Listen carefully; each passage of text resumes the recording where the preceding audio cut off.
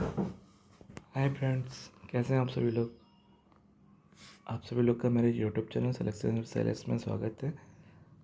हम लोग आज सामान्य ज्ञान घटना चक्र की जो जीका आती है उसका नेक्स्ट टॉपिक संविधान का निर्माण कंप्लीट करेंगे।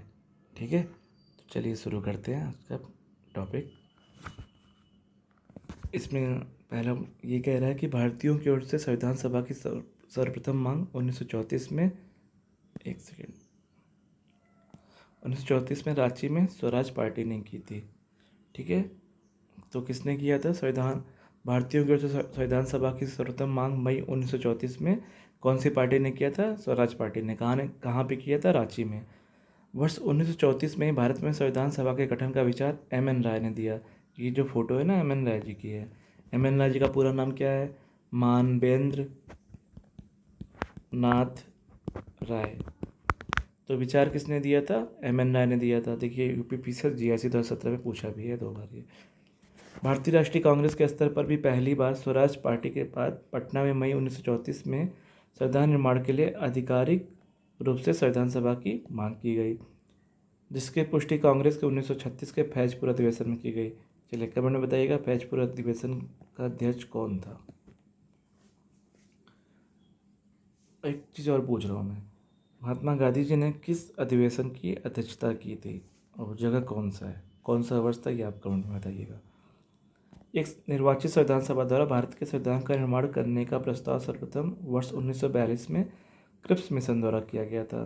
ठीक है, तो किस मिशन द्वारा किया गया था? क्रिप्स मिशन के द्वारा किया गया था वर्ष 1942 में। वर्ष 1946 में कैबिनेट मिशन के तहत भारतीय संविधान सभा के गठन का प्रस्ताव किया गया था। क्वेश्चन पूछता रहता है, भारतीय संविधान सभा के गठन का प्रस्ताव किस मिशन के थ्रू हुआ था? तो कैबिनेट मिशन। कैबिनेट मिशन की रिपोर्ट के अनुसार संविधान सभा निर्वाचित होनी थी और प्रांतों का प्रतिनिधित्व जनसंख्या के आधार पर होना था। इसके तहत मोटे तौर पर प्रति 10 लाख व्यक्तियों पर एक प्रतिनिधि के निर्वाचन की व्यवस्था प्रस्तावित थी। यानी 10 लाख की जनसंख्या पे एक प्रतिनिधि रहेंगे। ठीक है, कैबिनेट मिशन के तहत संविधान सभा के कुल सदस्यों की संख्या 389 थी। बहुत बार पूछता है कितने सदस्य थे संविधान सभा के सदस्यों की कुल संख्या कितनी थी? 389 सदस्य निर्धारित किए गए थे, जिसमें क्या था? 296 सदस्य ब्रिटिश भारत से और 93 देसी रियासतों से थे। ये 389 टोटल थे, जिसमें 296 आपके हुए थे ब्रिटिश भारत से और 93 जो थे हमारी देसी रियासतें। नेक्स्ट, ब्रिटिश भारत को आवंटित 296 सीटों में 292 का चयन 11 गवर्नरों के प्रांतों से तथा 4 का चयन मुख्य आयुक्तों के प्रांतों से किया जाना था। देखिए 296 में क्या होना था? 292 जो थे ना, वो उनका चयन कैसे होना था? 11 गवर्नरों के प्रांतों से। और 4 लोग का चयन कैसे होना था? मुख्य आयुक्त जो थे उनके प्रांतों से किया जाना था। देसी रियासतों के प्रतिनिधियों का चयन रियासतों के प्रमुखों द्वारा किया जाना था। जो 93 देसी रियासतें थीं, 93 सीटें थीं, उनका चयन कैसे होना था? तो उनका चयन देसी रियासतों के प्रतिनिधियों का चयन रियासतों के प्रमुख द्वारा किया जाना था। अब देखिए, प्रांतों को आवंटित की गई सीटों का निर्धारण 3 समुदाय, कौन कौन से समुदाय थे? मुस्लिम, सिख और सामान्य के आधार पर विभाजित कर दिया गया था। संविधान सभा मुख्यतः अप्रत्यक्ष निर्वाचन का परिणाम थी। क्वेश्चन पूछता है संविधान सभा किसका परिणाम थी? तो यह होगा अप्रत्यक्ष निर्वाचन का परिणाम थी। प्रांतों की विधानसभाओं के निर्वाचित प्रतिनिधियों का उपयोग निर्वाचक मंडल के रूप में किया गया। यह निर्वाचन वैश्य मताधिकार पर आधारित नहीं था। जैसे हम लोग पूछते हैं ना, वैश्य मताधिकार पर था? तो नहीं, वैश्य मताधिकार पर नहीं था। 1935 के अधिनियम के अनुसार मताधिकार कर, शिक्षा और शपथ के आधार पर सीमित था। अब देखिए, संविधान सभा की पहली बैठक कब हुई थी? तो 9 दिसंबर 1946 को नई दिल्ली में। ये पूछता है, ये घटना चक्र जब मैं कराऊंगा उसमें देखिए पूरा क्वेश्चन पूछा रहेगा। संविधान सभा की पहली बैठक कब हुई थी? तो 9 दिसंबर 1946 को हुई थी। ये यूपीपी से 90 में पूछा भी है। इस बैठक का मुस्लिम लीग ने बहिष्कार करते हुए अलग पाकिस्तान और अलग संविधान सभा की मांग भी की। जब पहली बैठक हुई 9 दिसंबर 1946 को, तो मुस्लिम लीग ने इसका बहिष्कार किया। वो बोला हमारा अलग खुद का अपना संविधान भी रहेगा और हमारा अलग देश भी रहेगा, पाकिस्तान। अतः पहली बैठक में केवल 207 सदस्य, जिनमें 9 महिलाएं थीं, ही उपस्थित रहे, जो कि कांग्रेस के सदस्य थे।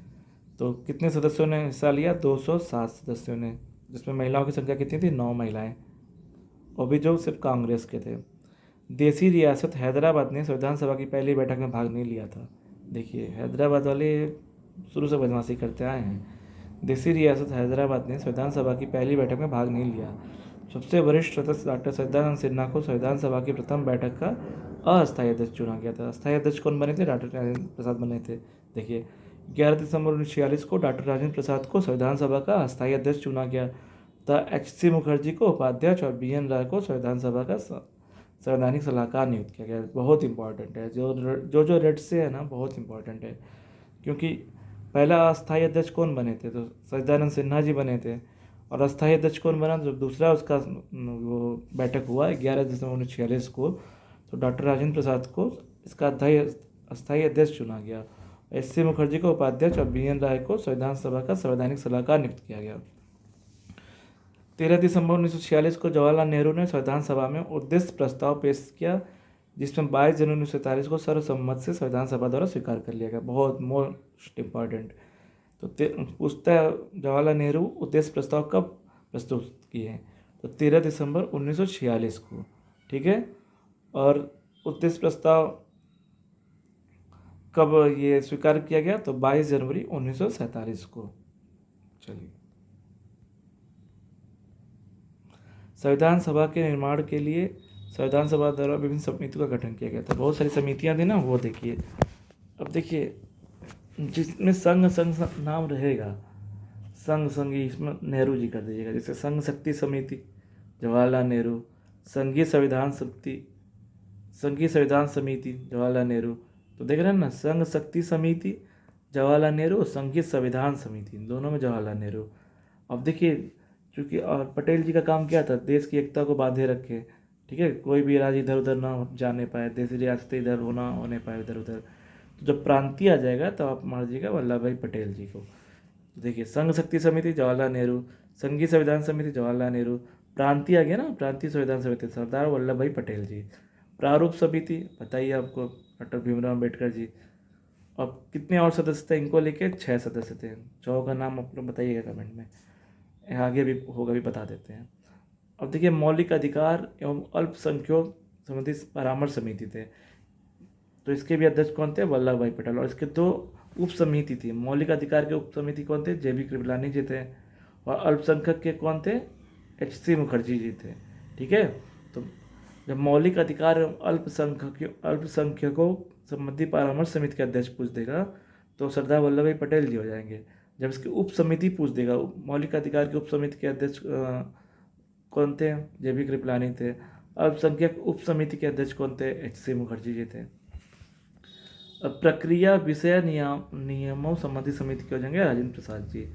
ठीक है, प्रक्रिया विषयक नियमों संबंधी समिति के राजेंद्र प्रसाद जी हो जाएंगे। राज्यों के लिए समिति जवाहरलाल नेहरू जी हो जाएंगे। स्टीयरिंग समिति जो कमेटी होती है, संचालन समिति, इसके भी राजेंद्र प्रसाद हो जाएंगे। राष्ट्रीय ध्वज समिति राजेंद्र प्रसाद। कई जगह वो राष्ट्रीय ध्वज का गलत देता है, लेकिन ये क्या आ गया? राष्ट्रीय ध्वज समिति का राजेंद्र प्रसाद जी होंगे। जैसे झंडा समिति पूछ देता है, राष्ट्रीय ध्वज का झंडा समिति, तो उसमें कई बार नाम गलत दिया रहता है। कार्य संचालन ऑर्डर ऑफ बिजनेस संबंधी समिति को थे के मुंशी जी थे। ठीक है, चलिए बार फिर से रिपीट कर लेते हैं।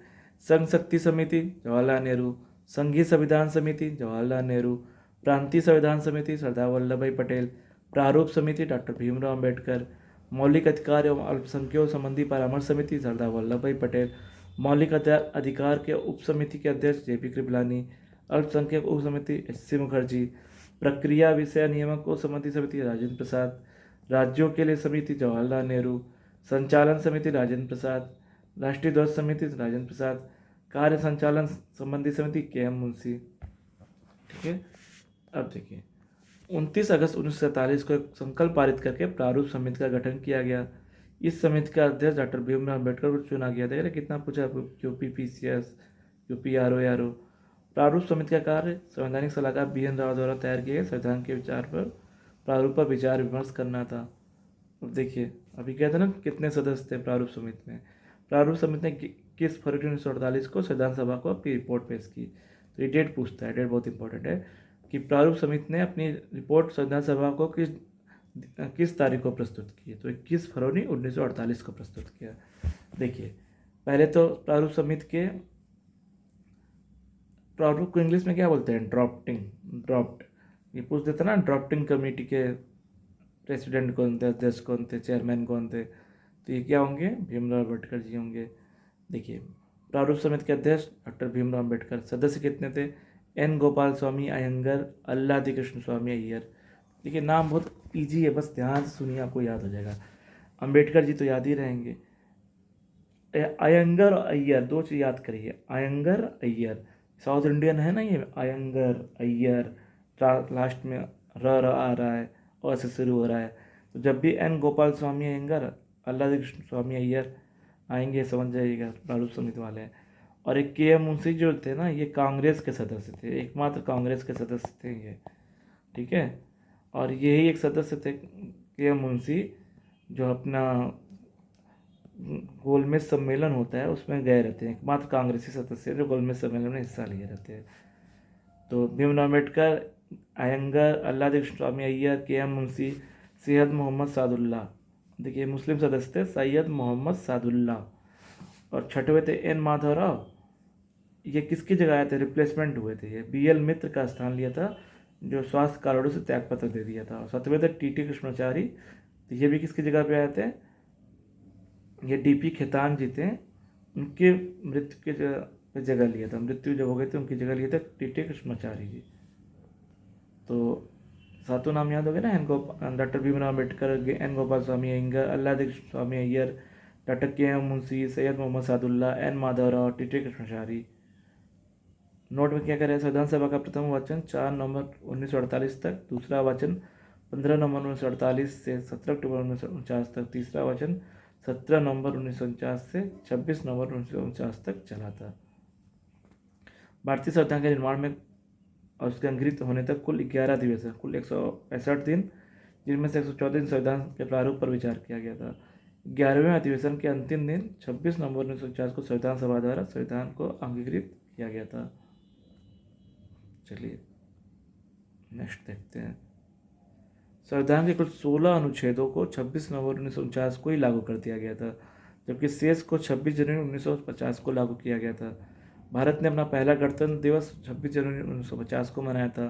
संविधान सभा में महिलाओं की संख्या कितनी थी? 15 महिलाएं थी। बहुत इंपॉर्टेंट है, बहुत पूछता है। अच्छा, ये बताइए 26 जनवरी 1950 को क्यों गणतंत्र दिवस मनाया जाता है? पता है आप लोग को 26 जनवरी 1950 को क्यों मनाया जाता है? ये 26 जनवरी डेट कुछ तो स्पेशल होगी ना। देखिए, कांग्रेस का लाहौर अधिवेशन होता है, कांग्रेस का लाहौर अधिवेशन। ये 26 जनवरी के दिन इन्होंने क्या किया था? लाहौर अधिवेशन के दिन 26 जनवरी 1930 को ये लोग ना अपना स्वतंत्रता दिवस घोषित कर दिए थे, इस अधिवेशन के थ्रू 26 जनवरी की डेट को। इसीलिए ना 26 जनवरी को हम लोग, अब क्या हुआ, अपना देश आज़ाद हुआ 15 अगस्त 1947 को, तो इंडिपेंडेंस डे तो मिल गया हम लोग को 15 अगस्त। अब बचा 26 जनवरी, इसको हम लोग याद रखने के लिए, इस डेट को अविस्मरणीय रखने के लिए हम लोगों ने क्या किया कि हम लोग 26 जनवरी को अपना गणतंत्र दिवस मनाएंगे, रिपब्लिक डे मनाएंगे, ठीक है। और संविधान हमारा लागू कब हुआ था? बन के तैयार कब हुआ था? अधिनियमित कब हुआ था? 26 नवंबर 1949 को। तो हम लोगों ने क्या किया? वेट किया, दिसंबर ख़त्म होने दीजिए, अगले नेक्स्ट मंथ में 26 जनवरी को हम लोगों ने अपना गणतंत्र दिवस मनाया। अब देखिए 15 महिलाएं थीं कौन? तो इसमें विजय लक्ष्मी पंडित थी, पंडित जवाहरलाल नेहरू जी की बहन थी। सुचेता कृपलानी पहली राज्यपाल बनी। मालती चौधरी, सरोजिनी नायडू सीएम बनी। हंसा मेहता, राजकुमारी अमृत कौर, पूर्णिमा बनर्जी, रेणुका राय, कमला चौधरी, लीला राय। देखिए, बेगम एजाज रसूल, ये क्या थी? एकमात्र महिला सदस्य थी हैं, बेगम एजाज रसूल। अम्मू स्वामीनाथन, जी दुर्गाबाई, दक्षयानी वेलायुधन और एनी मैस्क्रीन थी, ठीक है। तो ये टोटल 15 महिलाएं थीं। सोचिए, विधानसभा में महिलाओं का भी बढ़ चढ़ के रोल था कितना। 24 जनवरी 1950 को डॉक्टर राजेंद्र प्रसाद को भारत का प्रथम राष्ट्रपति चुना गया। संविधान सभा के सदस्यों ने 24 जनवरी 1950 को भारत के संविधान पर हस्ताक्षर किए। यही 12वां जो होता है, पुस्तक कुल कितने अधिवेशन हुए? 12वां अधिवेशन यही होता है 24 जनवरी 1950 को। संविधान सभा द्वारा 22 जुलाई 1947 को राष्ट्रीय ध्वज तो 24 जनवरी 1950 को राष्ट्रीय गीत और राष्ट्रगान अपनाया गया। तो पूछ देता है राष्ट्रीय ध्वज को किस डेट को अपनाया गया, तो राष्ट्रीय ध्वज को अपनाया गया 22 जुलाई 1947 को। और राष्ट्रगीत और राष्ट्रगान कब अपनाया गया, तो 24 जनवरी 1950 को राष्ट्रीय गीत और राष्ट्रगान अपनाया गया। राष्ट्रगान क्या है, राष्ट्रगीत क्या है, चलिए बताइए। तो राष्ट्रगान क्या है, जनगण मन अधिनायक जय है, और राष्ट्रगीत क्या है, वंदे मातरम है। ठीक है। मूल भारतीय संविधान प्रेम बिहारी रायजादा द्वारा हस्तलिखित था। संविधान सभा द्वारा मई 1949 में राष्ट्रमंडल ने भारत की सदस्यता का सत्यापन किया। जो राष्ट्रमंडल क्या है ये बताइए आप लोग कमेंट में। राष्ट्रमंडल गेम्स होते हैं ना, नेशनल ये कॉमनवेल्थ गेम्स। राष्ट्रमंडल मतलब क्या है, जहाँ जब ब्रिटिश हुकूमत थी ना, वो वहाँ वो सब अपना राष्ट्रमंडल में आते हैं। ठीक है, जहाँ जहाँ ब्रिटिश हुकूमत थी वही राष्ट्रमंडल आता है। देखिए महत्वपूर्ण तथ्य देख लीजिए, फैक्ट, इंपॉर्टेंट फैक्ट्स। पहली बैठक कब होती है, 9 दिसंबर 1946 को होती है। अस्थायी अध्यक्ष डॉक्टर सदानंद सिन्हा ही बने रहते हैं। अस्थायी अध्यक्ष कौन बने रहते हैं, डॉक्टर राजेंद्र प्रसाद। उपाध्यक्ष HC मुखर्जी बने रहते हैं। संवैधानिक सलाहकार BN राव। BN राव का पूरा नाम क्या है सर, BN राव का पूरा नाम क्या है, तो उनका पूरा नाम है बेनेगल नरसिंह राव। ठीक है। प्रारूप पर बहस कुल कितने दिन होती है, 114 दिन होती है। कुल व्यय ये पूछता है संविधान सभा। देखिए दो चीज़ पूछते, बड़ा बहुत पूछता है। अब तो बड़े एग्जाम में नहीं, छोटे एग्जाम, वनडे एग्जाम जो होते हैं उसमें पूछ देता है। संविधान को ये निर्माण में कितना समय लगा, टोटल कितना टाइम लगा, तो ये लगता है 2 वर्ष 11 माह 18 दिन। ठीक है। और ये भी पूछता है कि कुल कितने पैसे व्यय हुए हैं, तो कुल हुए थे लगभग 63 या 64 लाख समझिए, 64 लाख के करीब टोटल खर्च हुआ था। ठीक है। देखिए प्रारूप पर बहस 114 दिन होता है। कुल व्यय देखिए 63,96,729 रुपये। सोचिए उस ज़माने में इतना रुपया लगा था संविधान को बनाने में। कुल वाचन हुए 3। संविधान अपनाया गया 26 नवंबर 1949। संविधान लागू हुआ 26 जनवरी 1950 को। देखिए एक होता है अपनाया गया, जैसे प्रस्तावना में है ना, हम भारत के लोग भारत को एक संपूर्ण प्रभु संपन्न समाजवादी पंथनिरपेक्ष लोकतंत्रात्मक गणराज्य बनाने के लिए समस्त नागरिकों को सामाजिक आर्थिक राजनीतिक न्याय विचार अभिव्यक्ति विश्वास धर्म उपासना डॉट डॉट डॉट डॉट ऐसे लास्ट में क्या है, आज दिनांक 26 नवंबर 1949 को एतद द्वारा संविधान सभा को अंगीकृत अधिनियमित और आत्मार्पित करते हैं। वही डेट है प्रस्तावना वाली 26 नवंबर 1949 को। ठीक है। और लागू कब होता है, 26 जनवरी 1950 को। आपको बता दिए 26 जनवरी को क्यों लागू किया गया। कैबिनेट मिशन योजना के आधार पर अंतरिम सरकार का गठन किया गया। 2 सितंबर 1946 को अंतरिम सरकार का गठन किया गया। इसमें मुस्लिम लीग के सदस्य शामिल नहीं हुए, हालांकि उनके शामिल होने का विकल्प खुला रखा गया।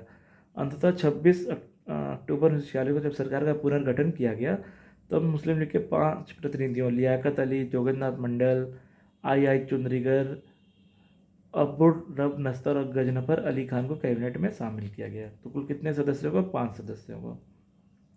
देखिए अंतरिम मंत्रिमंडल, मंत्रिमंडल जो बना था उसमें मंत्री कौन, क्या क्या मंत्रालय मिला था। जवाहरलाल नेहरू उपाध्यक्ष विदेश और राष्ट्रमंडल संबंधी मामले।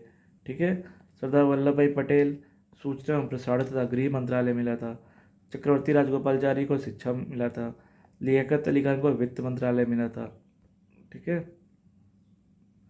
जोगेंद्रनाथ मंडल को विधि मिला था। आसफ अली को रेलवे मिला था। राजेंद्र प्रसाद को खाद्य एवं कृषि मिला था। डॉक्टर CH भाभा को कार्य खनन एवं शक्ति मिला था। बलदेव सिंह को रक्षा मिला था। आई चुंदरीगर को वाणिज्य मिला था। अब्दुल रब नस्तर को संचार डाक वायु मिला था।